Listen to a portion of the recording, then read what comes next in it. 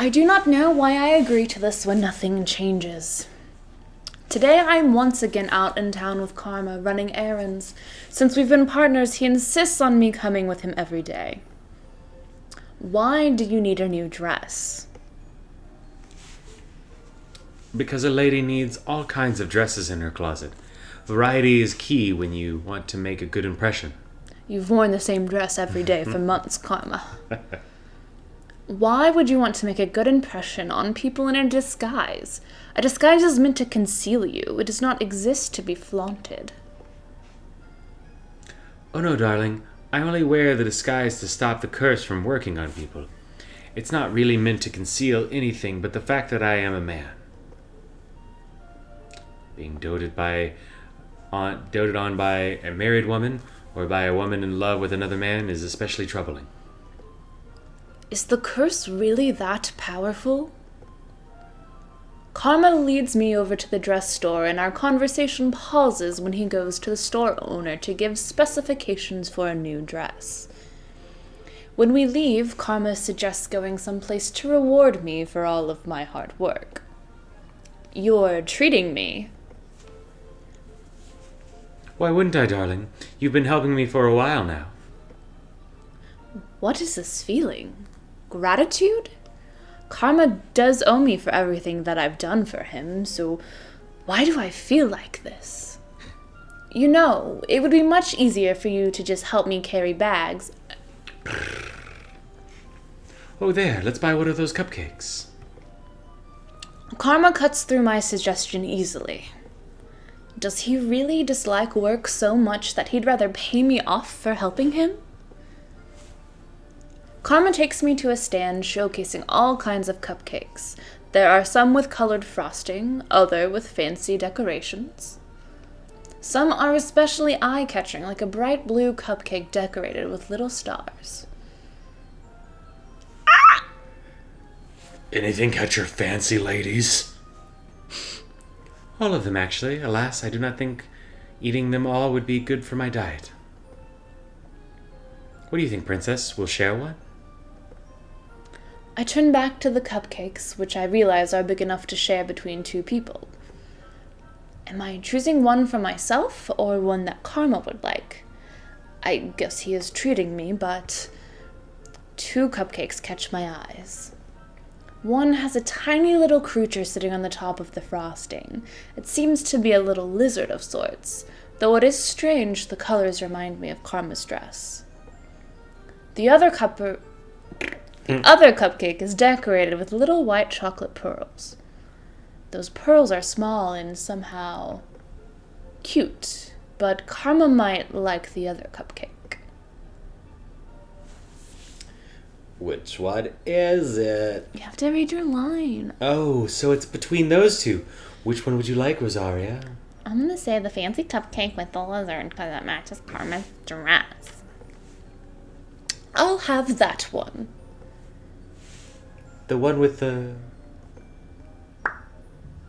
Oh my, is that a chameleon? A chameleon? Yes, a chameleon. It is a chameleon. Oh, that's adorable. Sir, we'll take one of those. I was thinking he'd like it for the colors, not the chameleon, whatever that is. Let's go enjoy this somewhere else, shall we? 'Cause this place sucks. Sucks here. I hate it. I don't want to be here. I want to sit by the fountain by Osak. Karma leads me to the middle of the plaza, and the two of us find a table. Well, if we eat it, we would be barbecued. He walks off to get a fork and a knife before returning and handing a set to me.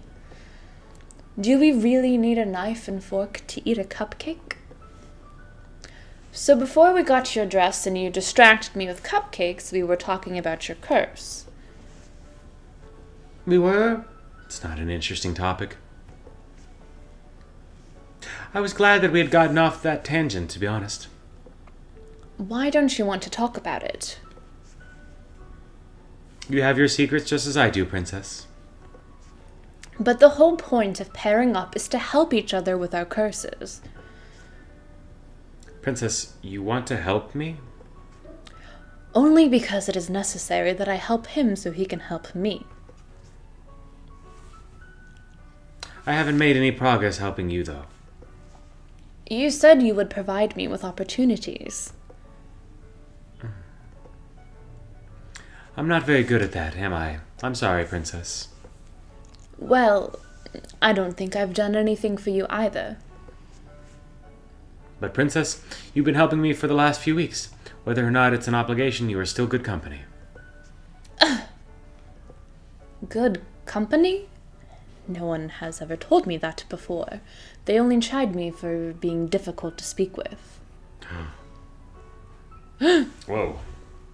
Comet starts cutting the cupcake, his knife sliding through frosting and cake with ease. That is a very cute chameleon. It is. Talk about cake. This guy is fucking... I've definitely never seen such refined manners for a simple dessert. Let's have the heater, right? We're gonna, Yeah. Let's go. What was your life like before the curse, Princess? I have no need to tell you any of that. No, it's not necessary, but I'm curious. Would I be doing a good deed in telling him? I don't think so. How about we trade off fact for fact? You give me a story today, and I'll give you one tomorrow. What makes you think I'm interested in your life? Well, you do keep asking about my curse.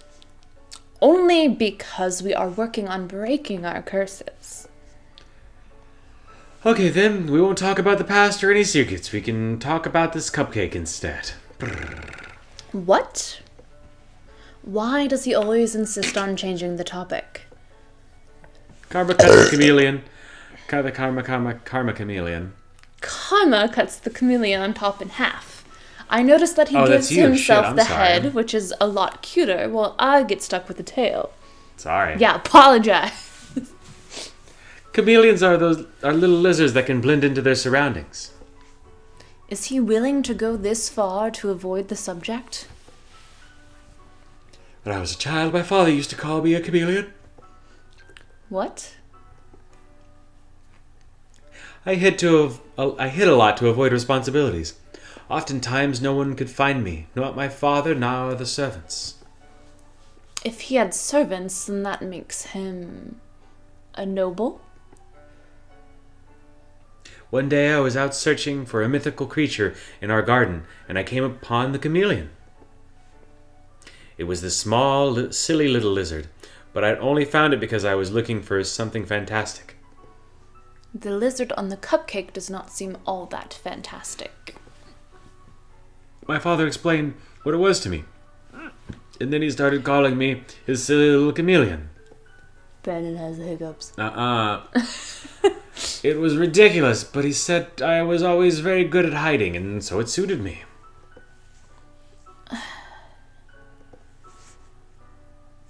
What is it, Princess?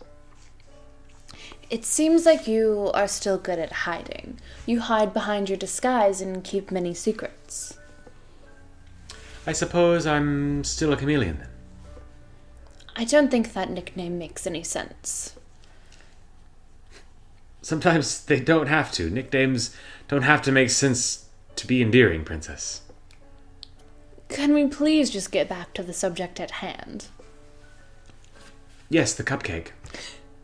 If you insist on sharing a story for a story, then I will tell you something about me. Oh,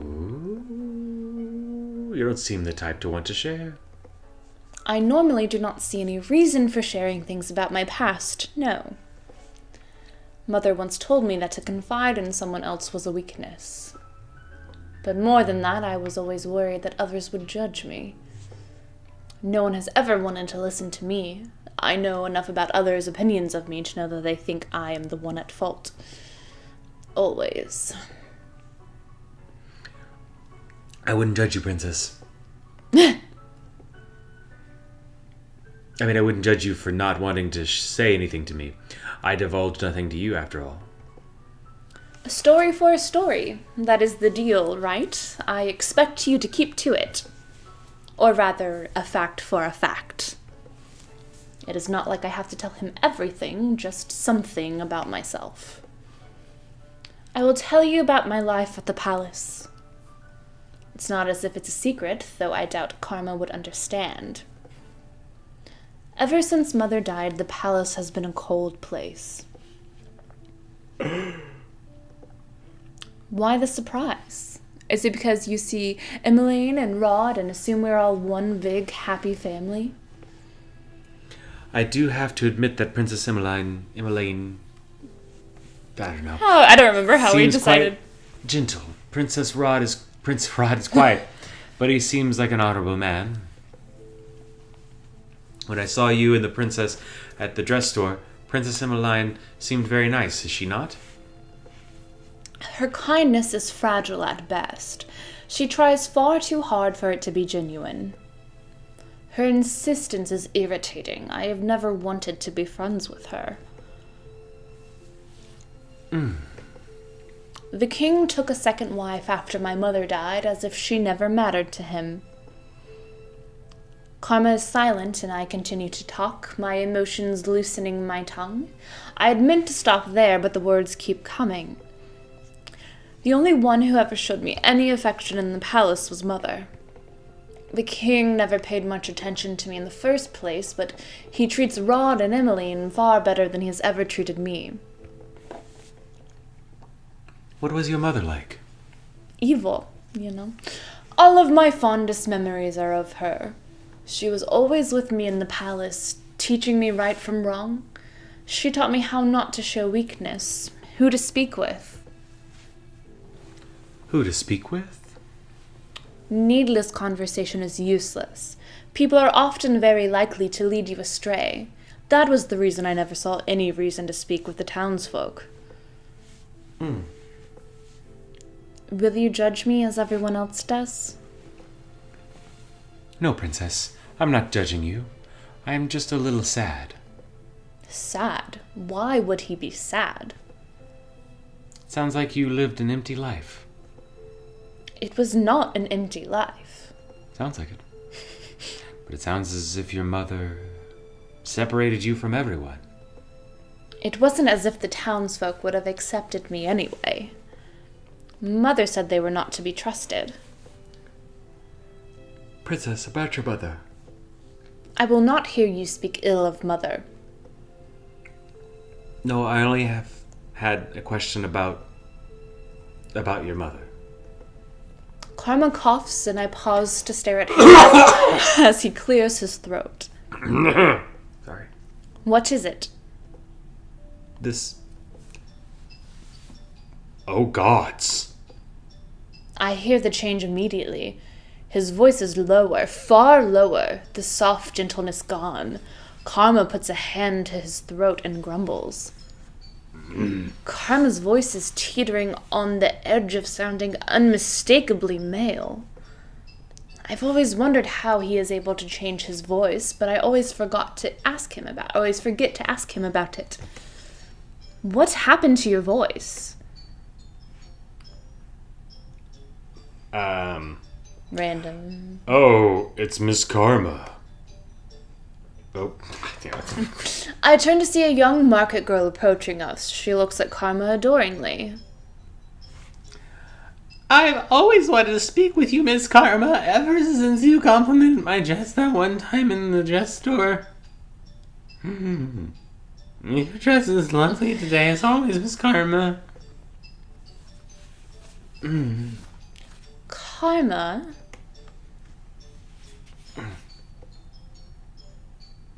Miss Karma, are you okay? I'm quite fine.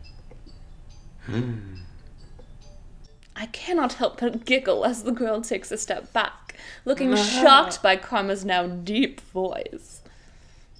Karma curses again in his deep voice. Fuck! Before putting a bright smile on his face. Excuse me, I'm feeling under the weather. I notice that he's trying to change the pitch of his voice, but the highness is only annoying rather than soothing now. I'm trying to change my voice. Oh, I'm sorry. Karma turns to me urgently, but I'm too amused to offer any sort of assistance. What is it, Miss Karma? Karma's smile is forced and his eyes are glaring at me. I laugh once again, not able to help myself. His expression softens, but only slightly. Well, this could be my good deed. I know, that's what I was thinking. Okay, so we're not going to tease Karma. We're going to attempt to leave. I think we had better get going. Karma nods his head. I'll have explaining to do if we just sit here. Is there anything I can do to help you, too? No, obviously not. Wait, could you just imagine if you were like, do you need any help? And somebody was like, no, obviously not. Like, obviously, you're useless. I would be like, Get out of my face. I'm sorry.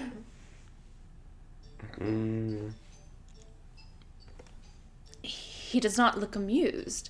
Why? I'm only trying to get us out of here faster. Leaving. Curtsy. He takes my hand and curtsies politely to the girl as he pulls me away. Karma, you sound sick. Yeah. It's run out. Run out? The potion that Parfait makes for me. I must have talked too much. You talked too much? Karma puts a finger to his lips as we stroll through town. He shakes his head, making it clear that he won't speak to me until later. Huh.